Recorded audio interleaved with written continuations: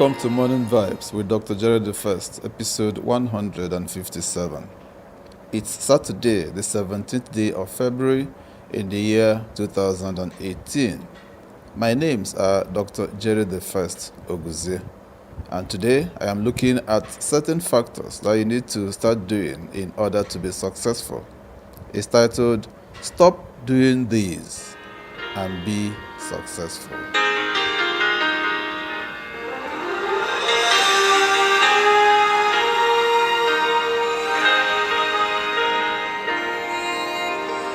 Watching an athlete's backstory is probably my favorite part of the Olympics.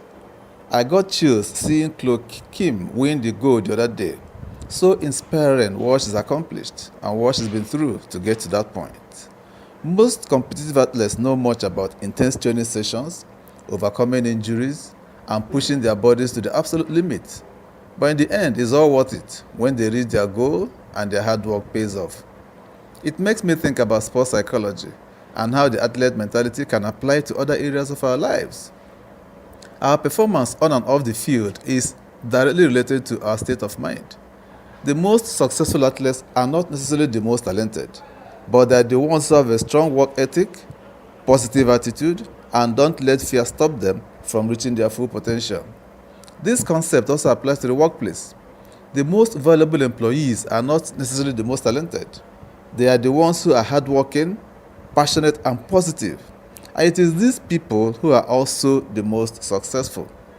So when it comes to achieving success, you may be holding yourself back without even realizing it. Now here are 7 things you need to stop doing to be successful. 1. Stop comparing yourself to other people. Mark Twain says, comparison is the death of joy.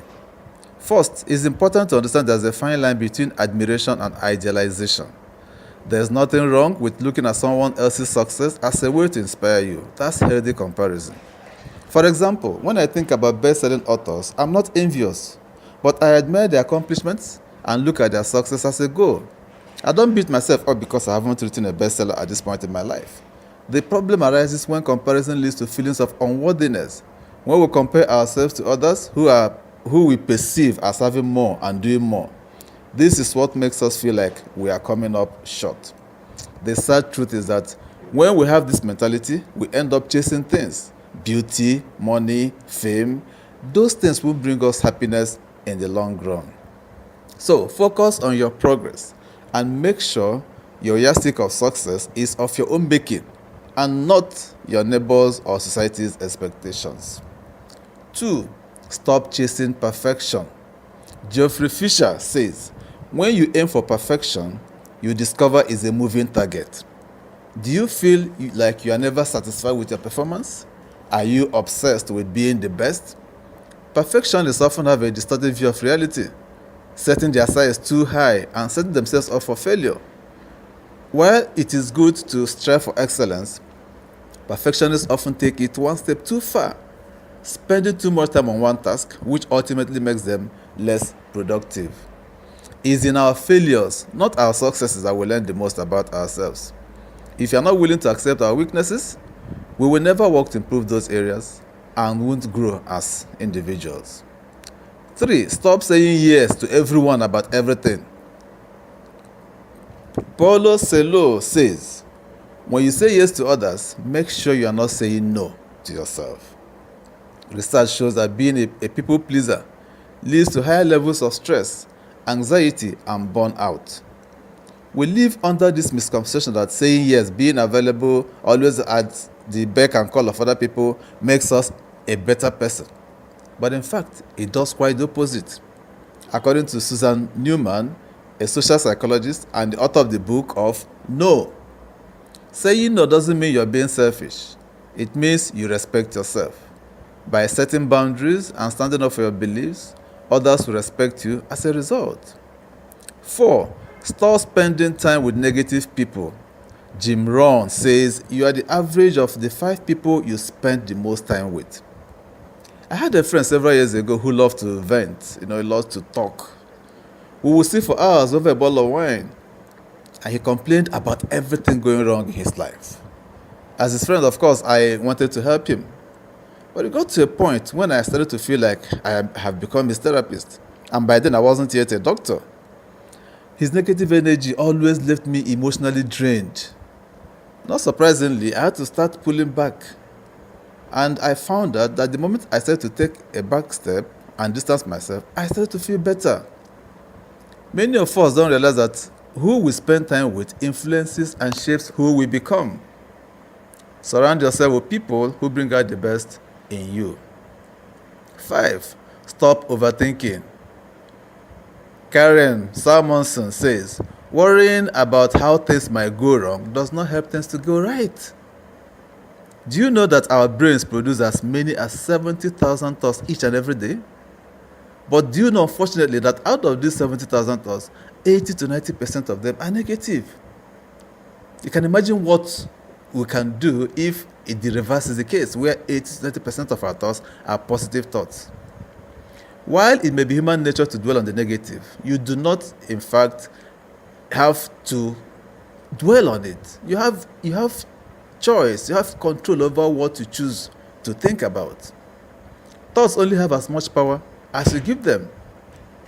When it comes to combating negative thinking, I find that visualization is an extremely effective technique. And if you relate back to that Olympic spirit I mentioned, research shows that visualization boosts athletic performance, not only by improving concentration and motivation, but also reduces anxiety and fear.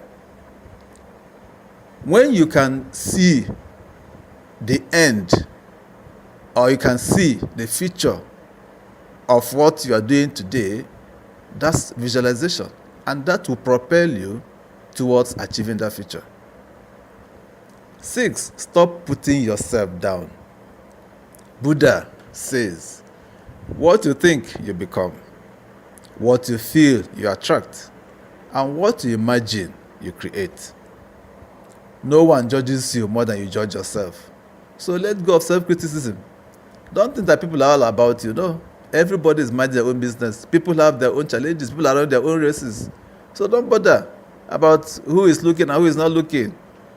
When you feel insecurity and doubt creeping into your thoughts, shift your focus to something more positive and productive. Have you ever heard the saying that energy flows where attention goes? So it's not a coincidence that when you are in a happy, positive state of mind, more good things naturally start coming into your life. The same is true if you choose to focus on what's going wrong and what's lacking.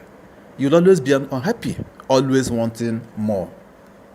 Number 7, stop being afraid of change. The popular Charles Darwin says, it is not the strongest of the species that survives, neither the most intelligent. It is the one that is most adaptable to change. The fear of leaving our comfort zone for unfamiliar territory causes many of us to stay trapped in a life we don't want. But before you know it, next day turns to next week turns to next month, and next month turns to next year, and you're still in the same exact place and position. The truth is, none of us has an idea what the future holds. And if we keep believing that the future will be better than today, it only means that we need to start doing things to build that future. We need to start doing better things to build that future. So if you're in one place running around a circle without making any movement, so much motion but no movement, that will not take you to the future that you want. So today, begin to move. Take one step at a time. Okay? You will not reach your end goal until you take the first step forward. So take that first step forward today and end that circle of motion without movement. Until I come your way again, this is Morning Vibes with Dr. Jerry the First.